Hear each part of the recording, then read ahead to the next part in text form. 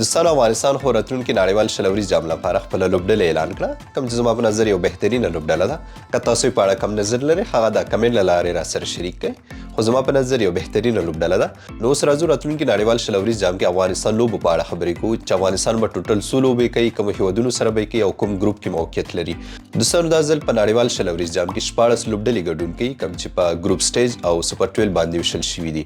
په ګروپ سټیج کې دغه 8 لوبډلې چې کوم ګروپ A او ګروپ B باندې وشل شوي دي. په ګروپ A کې نیمیبیا، نیدرلند، سریلانکا او متحده عرب امارات دي.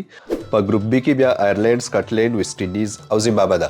نو د دغه دوه هیوادونو څخه به 4 لوبډلې سوپر 12 ته ځي، کم چې هلته بیا په ګروپ 1 او ګروپ 2 باندې ویشل شوي دي.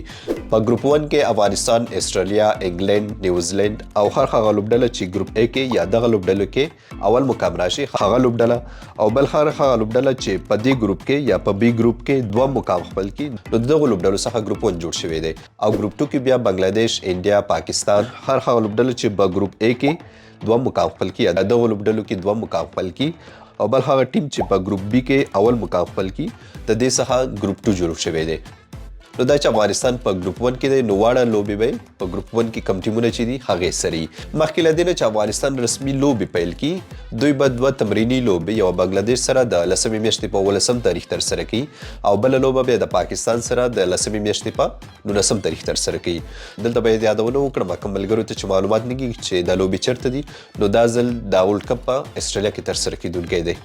کله چې افغانستان دغه 2 تمریني لوبې ترسره کړي، د دې نه پس د یاد ټورنمنټ 15 رسمي لوبې به ترسره کوي، کومه چې اوله لوبه د 10مې میاشتې په 22 تاریخ د انګلستان یا انګلند سره ده، او دوهمه لوبه بیا د 10مې میاشتې په 26 تاریخ د نیوزیلند سره ده. دریمه لوبه بیا د افغانستان 10مې میاشتې په 28 تاریخ د ګروپ B هغه ټیم سره ده. دغه هیوادونه وګورئ، په دې کې کم څوک چې دوهم مقام خپل کړي، نو هغې سره د افغانستان دریمه لوبه راتلونکې ده. د دې نه پس افغانستان به خپله 4مه لوبه د ګروپ A هغې ټیم سره ترسره کوي، کوم چې اول مقام خپل کړي. دغه هیوادونه وګورئ تاسو، په دې کې کم څوک چې اول مقام خپل کړي، نو هغې سره به افغانستان خپله 4مه لوبه ترسره کوي. د دې نه پس د 11مې میاشتې په 4 تاریخ بیا افغانستان 5مه لوبه د استرالیا سره ده. دا د افغانستان لوبو په اړه معلومات، کوم چې راتلونکي نړیوال شلوريز جام کې به دوه هیوادونو سره ترسره کوي. نور د خپلې لوبډلې بریا په هیله. مننه.